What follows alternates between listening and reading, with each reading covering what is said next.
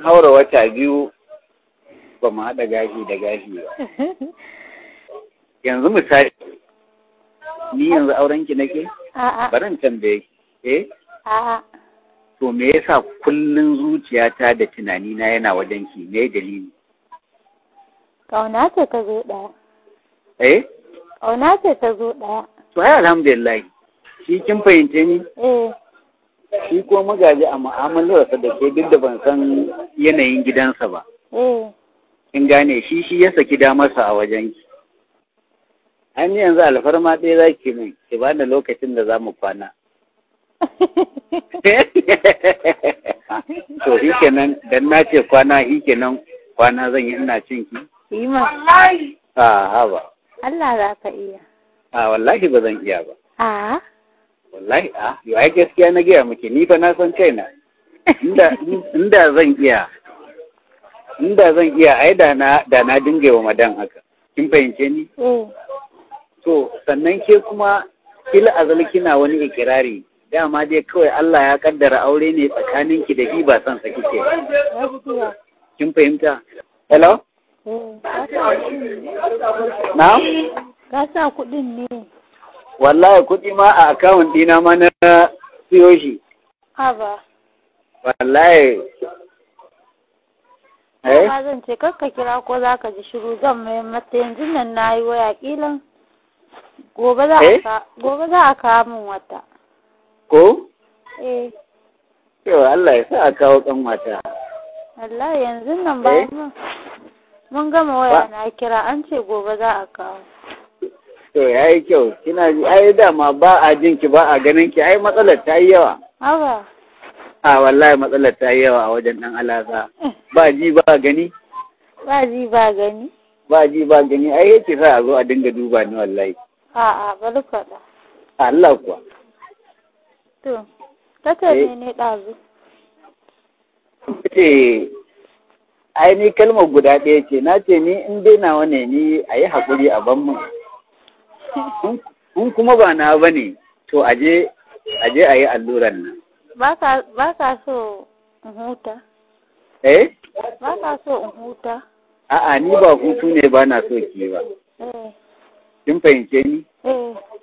Ni ba hutu ne ba na so ki ba, amma in dai nawa ne ni ina so ne in ga in fito min da shi in dinga ganin sa.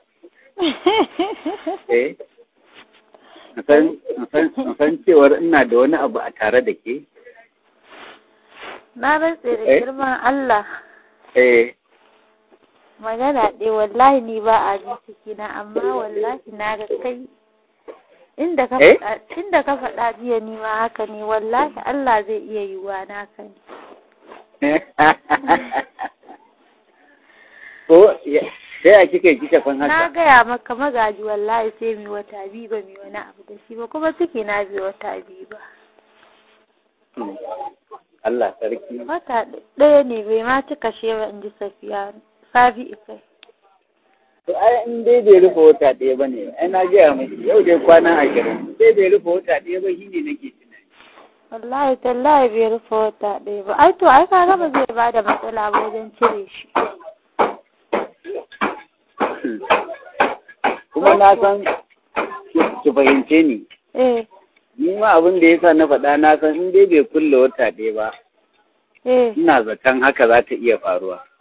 Amma in dai ya haura wata ɗaya. To na san ba na ba ne. Dalili? Saboda na san kafin wannan lokacin mun haura wata biyu ba mu haɗa gashi da gashi ba. To kuma haka yaƙinin rashin lafiya ta aiko? To ai yaƙinin rashin lafiya ki misali ai na gaya miki. Je rashin lafiya ki bayan mun dawo kika yi ta wannan kwanciya. Bayan dawowan mu ne. Ni ki gane, ni fa alfarma na nema. Amma fa in ina wanne fa nake fa daɗa jaddada miki. Ko baki fahimce ni ba? Wallahi tallahi ta suka ko wata ɗaya bai rufa ba zai matsalar cirewa ba. Kenan. Ka gane? Na ji. To kai yanzu alfarma in bar shi kenan. Ni dai na wani ina so a ban mun. Kuma ba na ba ne na ce a je a cire. Ai ka san da na je can kayi min oba ai. Na yi miki ne?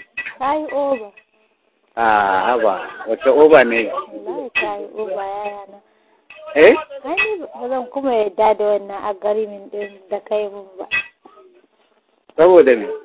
Saboda na shayi. Yau me ne miki?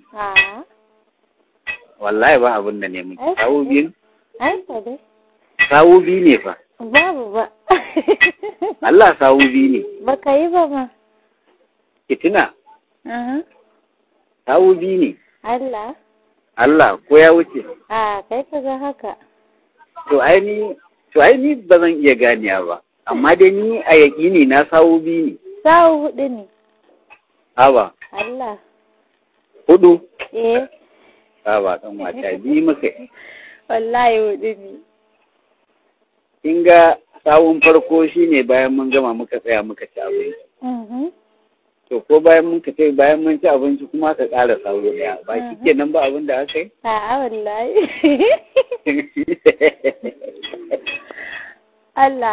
Allah kada wauta ka wallahi. Wauta? Wallahi hudu kai. Hudu? Ai ka zama boss wallahi. Yau hudun to guda nawa yake dan dai hudu ne.